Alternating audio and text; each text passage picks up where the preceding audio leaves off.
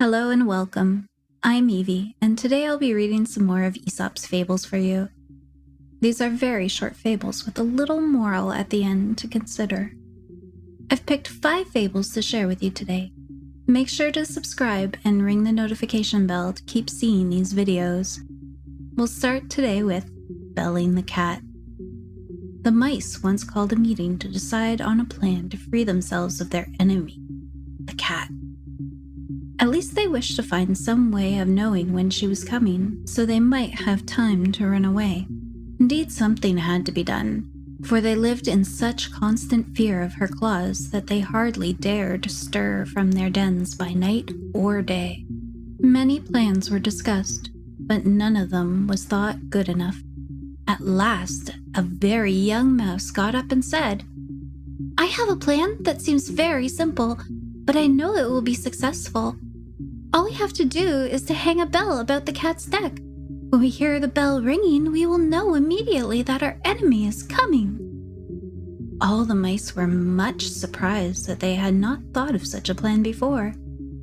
But in the midst of rejoicing over their good fortune, an old mouse arose and said, "I will say that the plan of the young mouse is very good, but let me ask one question. Who will bell the cat?" It is one thing to say that something should be done, but quite a different matter to do it. Our second fable is The Eagle and the Jackdaw. An eagle, swooping down on powerful wings, seized a lamb in her talons and made off with it to her nest. A jackdaw saw the deed, and his silly head was filled with the idea that he was big and strong enough to do as the eagle had done. So with much rustling of feathers and a fierce air, he came down swiftly on the back of a large ram. But when he tried to rise again, he found that he could not get away, for his claws were tangled in the wool. And so far was he from carrying away the ram that the ram hardly noticed he was there. The shepherd saw the fluttering jackdaw and at once guessed what had happened. Running up, he caught the bird and clipped its wings. That evening, he gave the jackdaw to his children. "What a funny bird this is," they said, laughing. "What do you call it, father?" "That is a jackdaw, my children, but if you should ask him, he would say he is an eagle. Do not let your vanity make you overestimate your powers." The third fable is The Boy and the Filberts.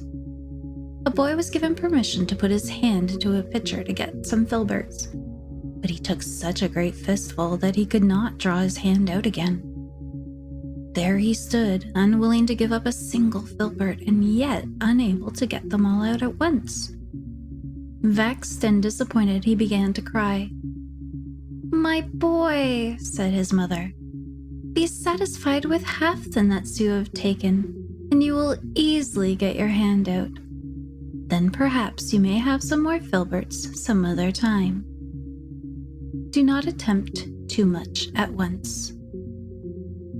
Our next fable is called Hercules and the Wagoneer. A farmer was driving his wagon along a miry country road after a heavy rain. The horses could hardly drag the load through the deep mud, and at last came to a standstill when one of the wheels sank to the hub in a rut. The farmer climbed down from his seat and stood beside the wagon looking at it, but without making the least effort to get it out of the rut.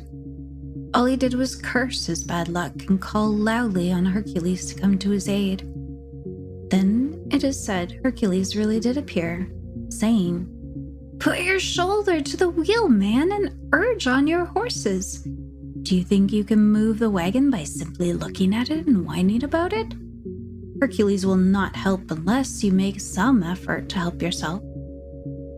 And when the farmer put his shoulder to the wheel and urged on the horses, the wagon moved very readily. And soon the farmer was riding along in great content and with a good lesson learned. Self-help is the best help. Heaven helps those who help themselves. Lastly, we have The Kid and the Wolf. A frisky young kid had been left by the herdsman on the thatched roof of a sheep shelter to keep him out of harm's way. The kid was browsing near the edge of the roof when he spied a wolf and began to jeer at him, making faces and abusing him to his heart's content. "I hear you," said the wolf, "and I haven't the least grudge against you for what you say or do. When you are up there, it is the roof that's talking, not you. Do not say anything at a time that you would not say at all times." I hope you enjoyed listening to these fables. If you did, please like this video.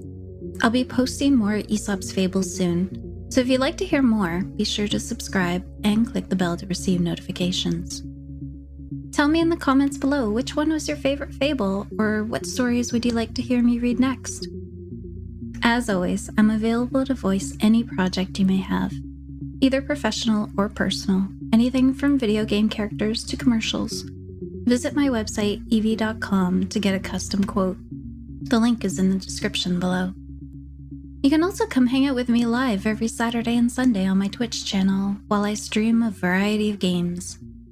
That link is also in the description below. Thank you for listening. Come back again soon for more.